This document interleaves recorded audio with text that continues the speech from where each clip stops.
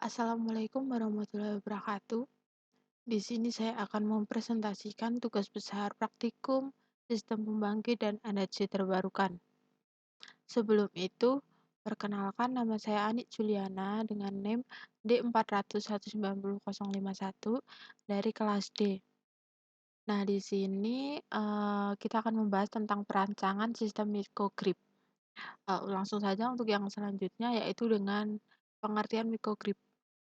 Microgrid sendiri merupakan salah satu contoh pola pembangkitan terdistribusi yang bisa melingkupi berbagai macam sumber energi, mulai dari sumber fosil maupun sumber energi terbarukan seperti angin, surya, biogas, dan sebagainya.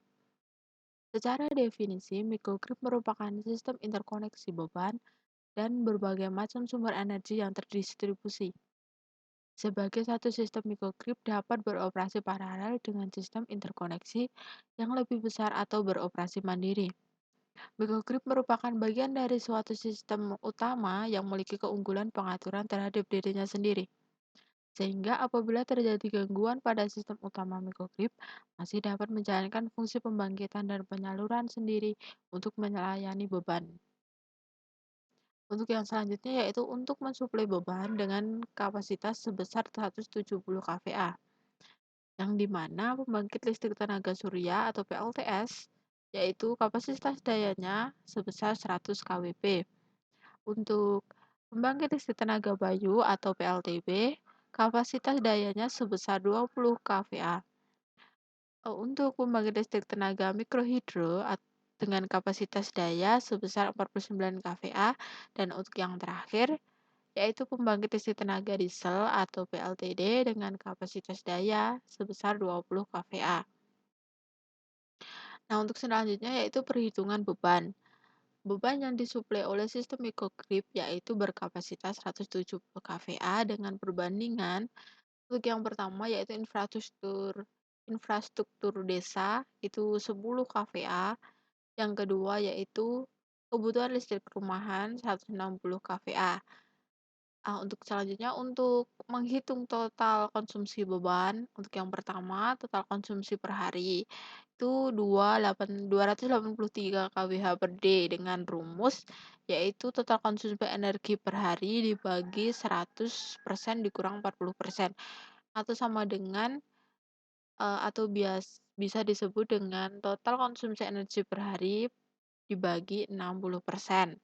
Nah, untuk yang kedua yaitu total konsumsi per bulan 8499,990 kWh per M, itu dengan rumus total beban selama 1 bulan itu rumusnya total konsumsi energi dalam 1 hari dikali jumlah hari dalam 1 bulan. Untuk yang ketiga, yaitu total beban selama 1 tahun, itu total konsumsi per tahun 103.699,878 kWh per Y, yaitu dengan rumus total konsumsi energi dalam 1 hari dikali jumlah hari dalam 1 tahun, yang dimana 1 tahun itu ada 366 hari. Nah, untuk yang selanjutnya yaitu sumber daya alam.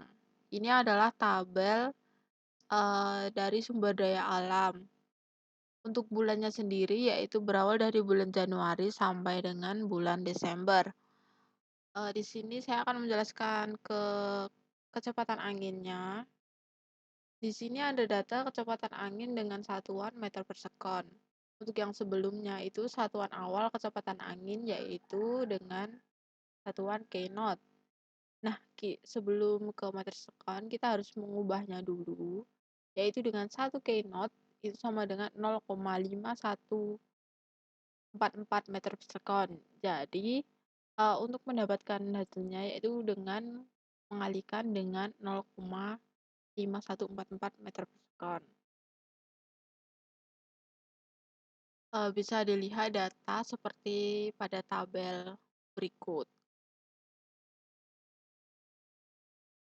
Nah, untuk selanjutnya di sini ada desain skematik perencanaan pembangkit listrik.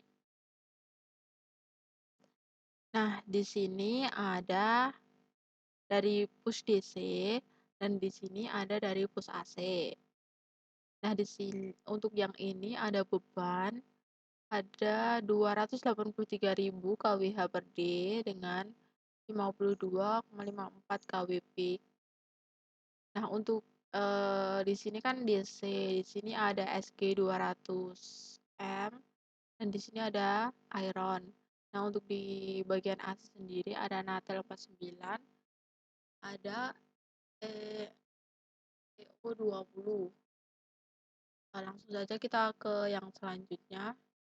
Nah, di sini ada output daya dari pembangkit listrik tenaga surya atau PLTS dengan rated capacity-nya 100 kW, main output-nya 11,1 kW, dengan capacity faktornya 11,1%, dengan total keseluruhan atau total produksi 96,965 kWh per Y. Nah, untuk selanjutnya itu ada output daya dari pembangkit listrik tenaga bayu atau PLTB itu dengan total rated capacity-nya 700 kW, capacity faktornya 0,444%, total produksinya ada 27,245 kWh per Y.